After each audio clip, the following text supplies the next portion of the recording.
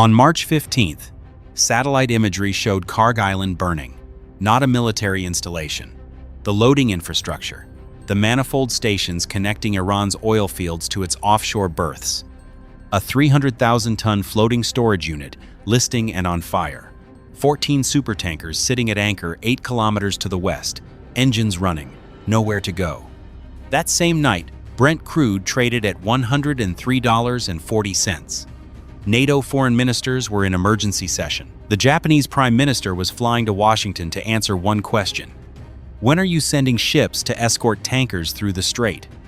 And yet the United States Navy had not cleared a single mine from the shipping lane, had not moved a single minesweeper from its anchorage in Bahrain. What the Navy had done was burn the terminal. The world's most powerful Navy is fighting a declared war to reopen the world's most critical oil corridor. 143 supertankers sit at anchor outside the strait. The global economy is hemorrhaging, and the Navy's most strategically significant action of the past 72 hours was not a mine clearance operation. It was a strike against an oil terminal. The pundits cannot explain this. The engineers are asking a different question. Not how do we open the corridor, but who profits when it opens? Follow that question, and the Kharg Island strike stops looking like a contradiction. It starts looking like the entire strategy. If you would rather understand the war than watch it, subscribe to Decision Military. We do not sell headlines. We solve equations. Type proud in the comments. Kharg Island is not a military target in any conventional sense. No missile batteries of consequence, no hardened command bunker. Its air defense was dismantled on the first night of the campaign without ceremony. Kharg Island is a hydraulic system, and understanding that system is the only way to understand why destroying it changes the mathematics of this war. The island sits 25 kilometers offshore, above the submarine pipeline network, connecting Iran's Avaz oil fields, responsible for roughly 60% of total output, to 15 deepwater loading berths, extending into water 30 to 40 meters deep. Each berth loads a supertanker at approximately 15,000 barrels per hour. At full capacity, Kharg exports 1.5 million barrels per day. Iran exports 1.4 million barrels per day total. Kharg Island does not handle most of Iran's oil exports. Kharg Island handles all of them. Iran built a pipeline to Jask on the Gulf of Oman to reduce that dependence. After a single trial shipment in 2022, it was shelved. The water at the terminal approach is not deep enough for full supertanker loading. There is no bypass. There is no alternative. This is the variable Iran's entire leverage strategy depends on. Iran did not build a Hormuz blockade strategy because it thought it could win a naval war. Iran built it because it controls the only deepwater terminal capable of filling the tankers that need the strait open. The blockade functions as leverage because Iran is simultaneously the hostage taker and the ransom. Close the strait, yes. But when we open it, we are the only party that profits. Pay our price. Accept our terms. Then, we let the tankers load. That is the equation Iran spent 40 years building. Control the strait, control access. Control the only terminal. Control the exit price. Iran does not need to win the war. Iran needs to survive long enough for economic pain to force a settlement on acceptable terms. Oil at $103 and 143 tankers at anchor was exactly the condition Iran was engineering. The first equation, running in this war, destroys Iran's ability to fight. The second equation, the one the Kharg strikes, are designed to solve destroys Iran's reason to fight. Those are not the same objective.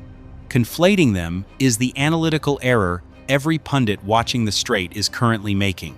As long as Kharg stands, every day the strait stays closed is a day Iran tells its remaining decision-makers the sacrifice is worth it. The oil is still there. The terminal will still load. When we negotiate from a position of value. The calculus holds. Destroy the loading infrastructure, and the calculus breaks. The strikes on March 15 were surgical, in ways satellite imagery can partially reveal. What is observable? The Sea Island loading manifolds were struck directly. The control building for the northern berth cluster was destroyed. The floating storage unit at the southern approach is no longer serviceable. What was not struck? The submarine pipelines? The berth structures themselves, the mainland pumping stations. The objective is not permanent destruction of Iran's oil infrastructure that is neither legal nor strategically rational. The objective is to destroy loading capacity during the period when leverage matters, while leaving reconstruction possible for whatever government follows the current regime. The repair timeline, conservatively estimated, is measured in months. The specialized control system components are not available under sanctions. Iran cannot source them domestically. Now run the leverage equation again. 14 supertankers sit at anchor west of Kharg. They cannot load. Even if the strait opened tomorrow, every mine swept, every battery silenced, those tankers still cannot load. Iran cannot reopen Hormuz and collect on the reopening. The hostage was the oil. The oil is still there. The terminal to extract it is not. The equation has inverted. Before Kharg, Iran's position was, hold the strait closed until terms are acceptable, then reopen and collect. After Kharg, Iran's position is, hold the strait closed and collect nothing, or open the strait and still collect nothing.